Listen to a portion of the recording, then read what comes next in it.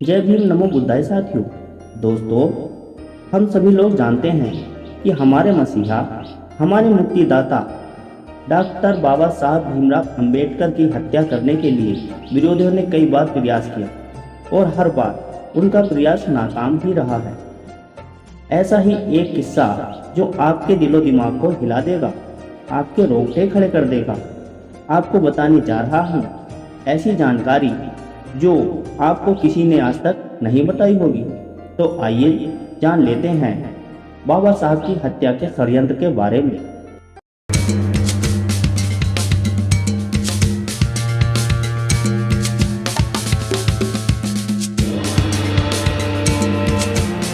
दोस्तों, यह बात सितंबर 1932 की है। गांधी जी के आमरण अनशन का हमासा चल रहा था। इसका प्रभाव पूरे भारत में फैला। इसका प्रभाव लाहौर के ब्रह्म महाविद्यालय पर भी पड़ा।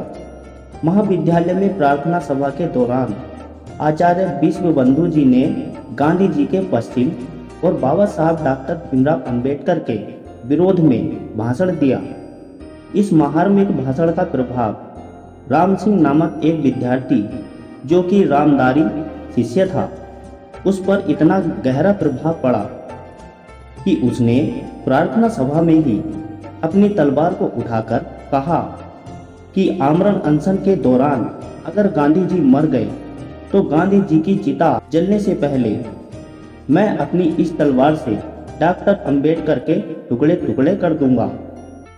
उसकी इस अज्ञानता और मूर्खता भरी बात पर कुछ विद्यार्थियों ने खूब तालियां बजाई और उसके गले में फूलों के हार भी डाले।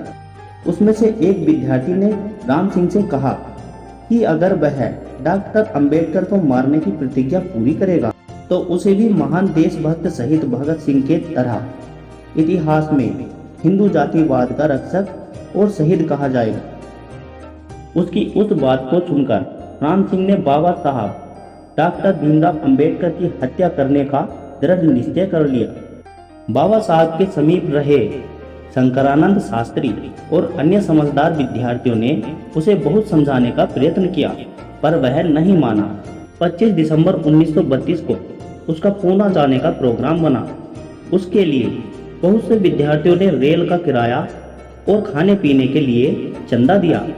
वह वो सपना देख रहा था कि कब वो पूना पहुंचे और कब डॉक्टर अंबेडकर को मारकर शहीद बने।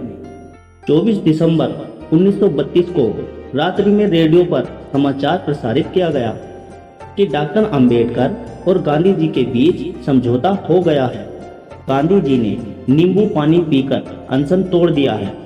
इस दुखद समाचार को सुनकर सबको महान खुशी हुई, लेकिन राम सिंह का दिमागी सपना भंग हो गया था। सबसे बोलना चालना बंद कर दिया था और बिना बताए वह 4 दिन बाद विद्यालय छोड़कर चला गया। शंकरानंद शास्त्री अपनी किताब में लिखते हैं, 25 जनवरी 1944 का दिन था। उस घटना को 12 वर्ष बीत चुके थे। मैं उस घटना को भूल चुका था और अपने ऑफिस में बैठा था। तब चपड़ासी ने मुझसे आकर कहा, साहब 3 व्यक्ति आपसे मिलना चाहते हैं, और चिट्ठी देता है। उस चिट्ठी पर लिखा था, राम सिंह आपका पुराना साथी, धम्म महाविद्यालय। उसका नाम पढ़ते ही मैं उठकर बाहर गया और तीनों का स्वागत करके अंदर लाया। राम सिंह ने मुझसे अपनी दास्तान बताई और कहा कि 22 सितंबर 1932 के दिन मैंने बाबा साहब को मारने की प्रतिज्ञा की थी। वह मेरी सबसे बड़ी और सबसे भारी भूल थी। मैं बहुत बड़ा अनर्थ करने जा रहा था। विद्यालय छोड़ने के बाद मैं अपने साथियों के साथ बटला पंजाब से नई दिल्ली बाबा साहब से मिलने गया। उनके पवित्र दर्शन करते ही मुझे एहसास हुआ कि मैं अपने संरक्षक, अपने मार्गदाता के पास हूँ। बाबा साहब के प्रति मेरी नफरत भरी सोच प्रेम में बदल गई और मेरे मन में उनके लिए सबसे ज्यादा इज्जत हो गई। मैं बहुत मूर्ख था जो गांधी जी के रास्ते पर चल गया और ऐसे महान सच्चे हितकारी नेता को मारने की प्रतिज्ञा कर बैठा। दोस्तों, बाबा साहब के दर्शन करने पर हमारे सभी लोगों पर ऐसा ही प्रभाव पड़ता है। यदि कोई निष्ठापूर्वक बाबा साहब को सच्चे मन से याद करे तो उसका स्वाभिमान बढ़ जाता है। दोस्तों, आज भी गांधीवाद के चक्रव्यूह के कारण हमारे बीच में बहुत से राम सिंह जैसे व्यक्ति हैं जो इधर उधर भटकते रहते हैं। यही नहीं, वे बाबा साहब की निंदा और आलोचना करके अपनी रोजी रोटी भी चलाते हैं, लेकिन उसका श्रेय बाबा साहब को कभी नहीं देते। तो दोस्तों, आपको यह जानकारी कैसी लगी हमें कमेंट करके जरूर बताएं।